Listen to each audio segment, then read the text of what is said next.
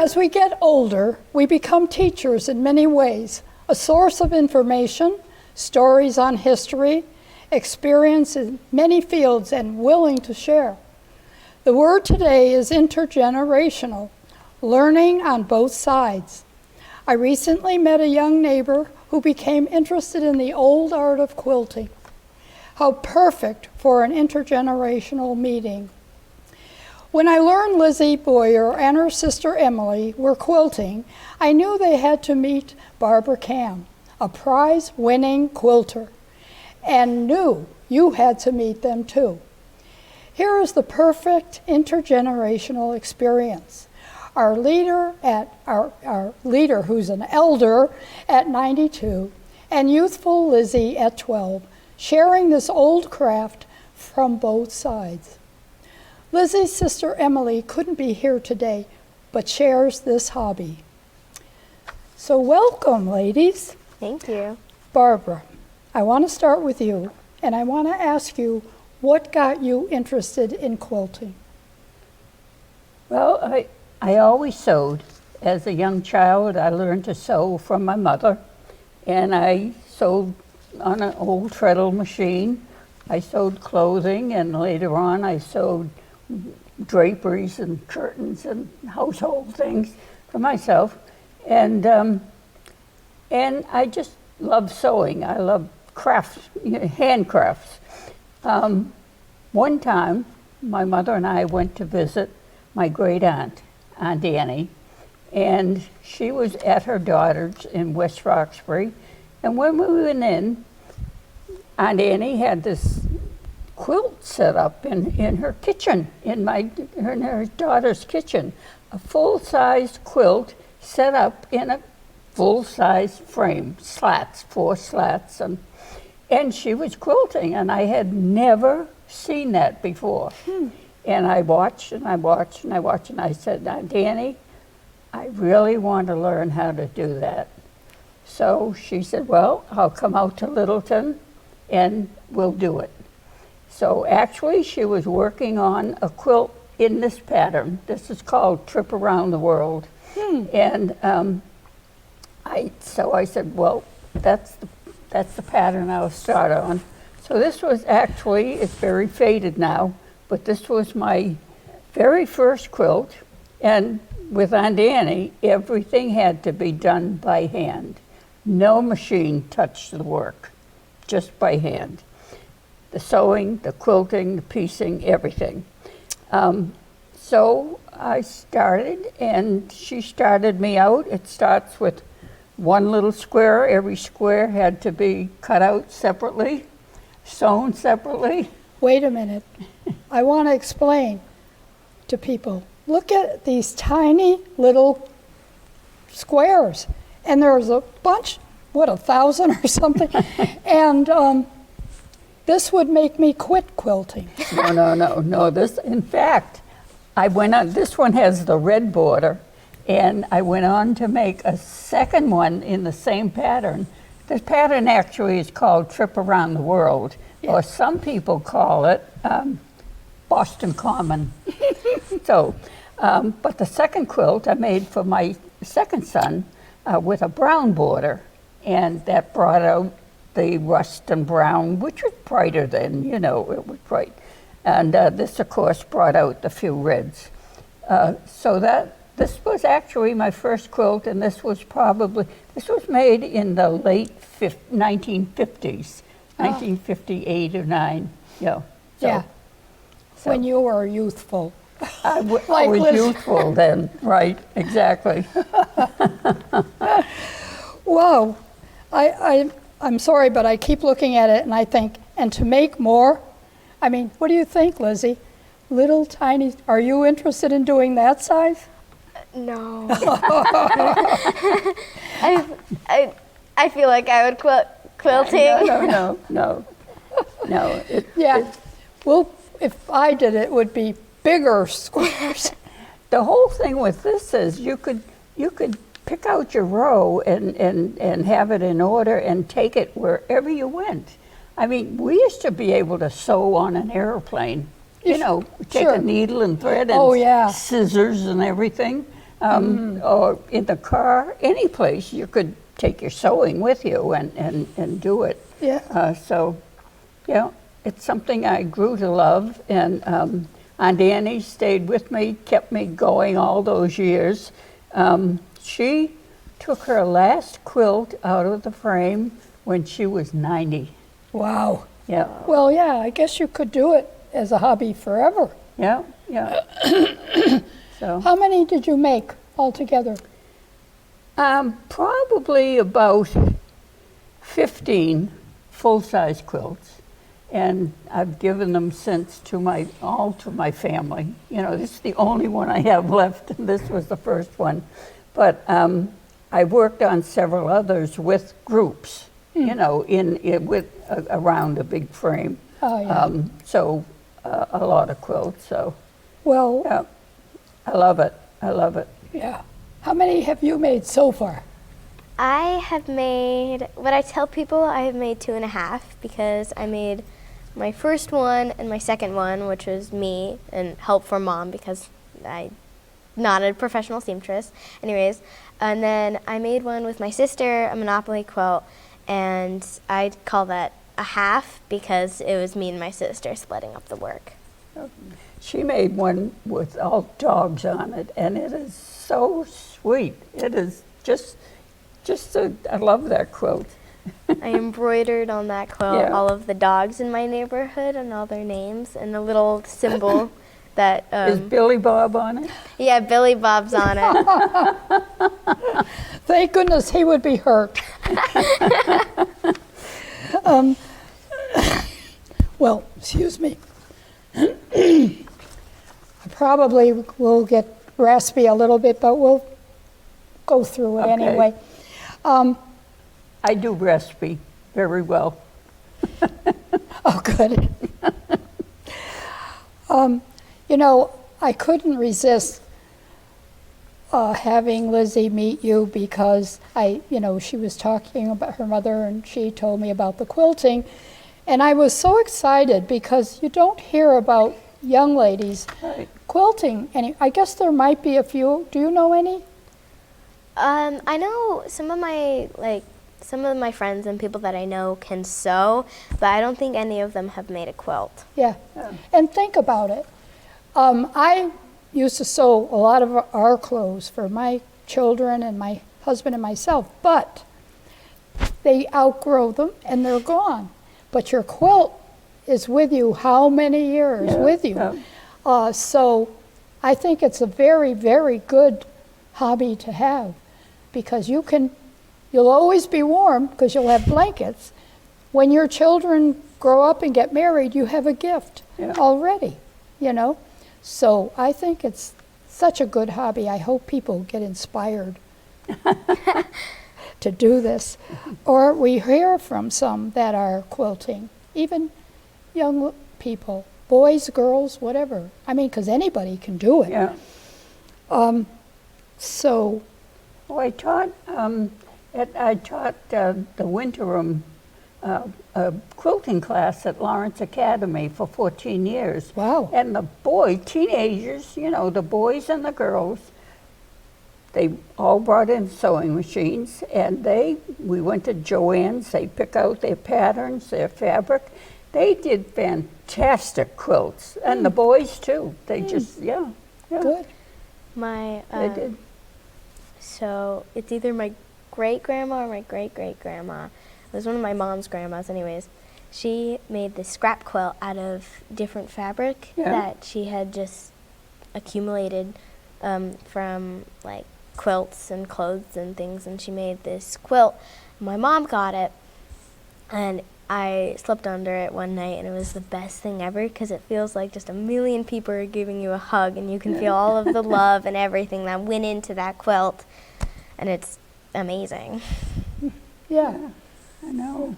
And if you don't do this, you appreciate somebody doing it. Oh yeah. Oh, yeah. If I had seen this, though, I know I'd never start quilting. But then again, I'm an instant gratification kind of person. I want to do crafts that I just finished Finish 2 them right minutes away. ago. I started 4 minutes ago. No, I spent a little more time. But yeah, I guess I can't sit that long. Yeah, a quilt might have taken me like 2 years. Yeah, to Wow. piece it and then to quilt it. Yeah. Yeah. You use a sewing machine? Yeah, we Yeah. used a sewing Yeah, machine. I think everybody's doing that now. Yeah, true. You have, your nieces. Yeah, yeah. Sewing and actually, machines? Yeah, actually, one niece has a big quilting machine that she quilts the quilts with afterwards, Oh, Yeah, well, keep going, Lizzie, and we'll have to find you all this equipment. yeah. We'll have a fundraiser. You know where the fabric is. Yeah, this is how Lizzie got to meet you, was that she needed some fabric, and I knew where to go. Right there. And that was a good way to introduce you to Barbara, and I'm glad that I did, because she would have a wealth of information for you, too. Lizzie had the best day, honestly. She came up to my sewing room, and I had 2 big plastic containers of blues, and she was looking for blues, and she was just crazy with it. Just, oh, this is so fantastic. Oh, this is so wonderful. And she just had a ball for the afternoon. I mean, when you get up there, it's just like so many patterns and shapes and different things. So it's like, it's better than Joanne's. And that's saying a lot. But it's really cool. Yeah. So actually, when did you get started, Lizzie? I started quilting, I'd say, I want to say around 3rd grade. Wow. And that was just a scrap quilt. So my older sister, Caitlin, she made a quilt for one of our family friends who's done a lot for us. So she made her a quilt, and I think either Mom gave the idea or I gave the idea. I was like, but I ended up making a quilt, and I just used scrap fabric and sheets that we had used. I even my mom has these purse pants, and I cut up some of the pockets so I could have pockets in my quilt. Oh, cute. And I just made squares about yay big, so it wasn't a very difficult quilt. And then my mom made it easy, right? But I quilted that, and then I made the dog quilt, and then I made 2.5. Well, I got to tell you, Barbara is the person to talk to, because she belonged to quilting clubs that they not only quilted, I think this must have been a fun club, was they did little skits. And did you have to write them, each one of you? And Yeah. they did the skits, and tell them about the museum. Oh, well, actually, the New England Quilters Guild was fashioned in 1970s. And we got together and we started a guild, and it grew, and it just was a small group. After a few years, it grew and it grew and it grew into thousands of members all over New England. And then in 1983, we had a 10-day quilt show at the Topsfield Fairgrounds, and we had 3 buildings, and we had 10 days, and we slept overnight there to guard the quilts. Oh, yeah. So, but we raised enough money to start getting serious about finding a place for the quilt, to start a quilt museum, which we did. And there was a committee that did that. And they found a place in Lowell, and it was on the first floor underneath, it was one of the old mill buildings. And we had the quilt museum there for maybe 2, 3, 4 years, and there was a flood. So we had to move out of there. But then, by then, they had raised more money, and they actually bought the bank building where the quilt museum is now. Oh, And it is the second quilt museum in the whole country. Oh. Yeah, I saw that on Chronicle one night recently. you felt like a part of that, that's for Right, sure. right. It was, yeah, it was work, but it was a lot of fun too. Well, you were doing Yeah. things you love to do. Yeah, exactly. You have to start a quilting Yeah, club. Oh, yeah, start a definitely. new quilting guild, the Littleton Quilting Guild. Yeah. I want to take the time to show everyone your quilt, I know. your yeah. latest quilt. This is The beginning of Quilters Club. The Littleton Quilting Club. All right, let me get back here. Can I take a corner? Yeah. Lizzie, you want to help me? Sure. If we can get this on camera. Oops, it's upside down? No, it's not. No. It's Monopoly. Of course it's up. Stand up and we'll take it. Can you get it? Yeah, I think. And maybe we'll fold the edge here so we can see the middle. I hope everybody can. Poor Barbara. All right. Hello. Okay. Okay. This is my 2.5. So me and my sister did this. We went and got all of this colored fabric, besides the reds. But we got like the purple and the green and the blues and everything from Barb's house. And me and my sister, it was so funny because my mom had to like limit us. She was like, okay, so you have to do this and you have to get it done because otherwise we'd be there all day. And we switched out like the Park Place dark blues with purples, which is my idea and I really liked it. And so the top, me and my sister got really excited about it. We finished this in about, I want to say 4 days. Well, I would like the main base. It took us longer to build everything up, but I'd say like max it took us a week. And then this so our original plan was to make it 10 feet, but so we could sit around it because it was our intention, and it is our intention to use it as like a picnic blanket. So we can bring all the pieces outside and just bring it with us in a bag and lay it out and just have like a Monopoly board game outside. That's wonderful. You embroidered the little pieces? So my sister like kind of machine embroidered it, I guess. So she would cut out these little pieces and she would maneuver the blocks underneath the sewing machine so that they'd go along the outside so we could just put them on. So that's so cute. So all these little guys have been a different fabric sewn onto the piece.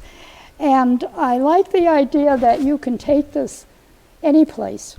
Like Barbara was saying, you can make a quilt any place, but you can take this any place and play it. You know, if you were going to a friend's house overnight or something, you could say, well, I'll bring my Monopoly game. And you can fall asleep on it. Yep. And I crocheted like the little pieces so they'd be bigger, and we're printing out bigger pieces. So it's a lot of fun to play because it's just bigger. Yeah. What do you use do you use dice? We're gonna just use bigger foam dice. Good. That's a great idea. Well, I love it. I do love it. You should make 1,000 of these and sell them. That's why I told Emily, like, we are halfway done, and I was like, we could probably sell this for good money. And She Yeah. was like, no. I I have agree to with tell you something. My son said, have them get a hold of the Monopoly company quickly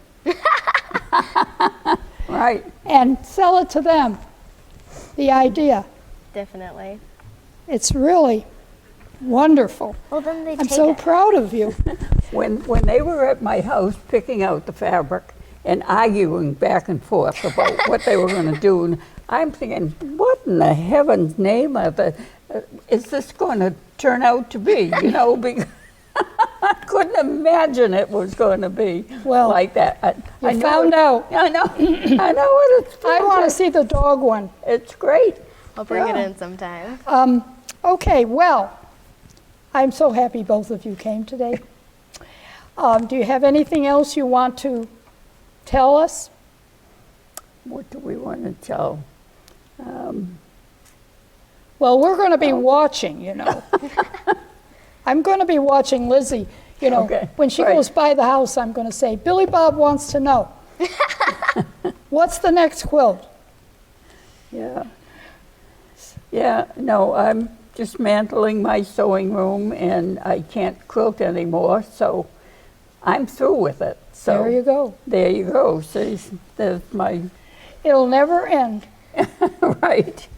As long as people are still there to quilt, there's always going to be quilters. Well, you make sure you keep in touch with Barbara. Right. Oh, definitely. Right. You know, I told her, I said, don't go to Joanne's anymore. Come to Barbara's. All right.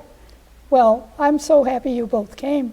And Lizzie, we're going to be looking for more quilts from you. Yep. Have you got plans for your next one?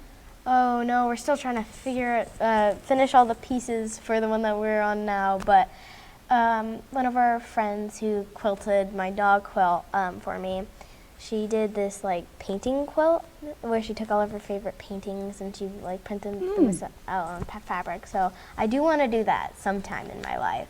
I don't know if it'll be my next one, but Well, you're going to get me thinking now. I'm going to be saying, I'll be sending you emails. Lizzie, I just got an idea. And she will. She will. Yeah, you're in trouble. So anyway, again, thank you for coming. And we're going to be keeping an eye on you. And maybe next year at this time we'll get together again just to see yeah. what you're up to. Of course, by then you'll probably have even another hobby. Because I Probably. know you're interested in different things. Too many projects in Good my for house. you. Good for you. That's me too. Yeah. But anyway, take care of yourselves. Keep on quilting. And we will see you soon. Yeah. Thank you for having us. Good. It's been fun.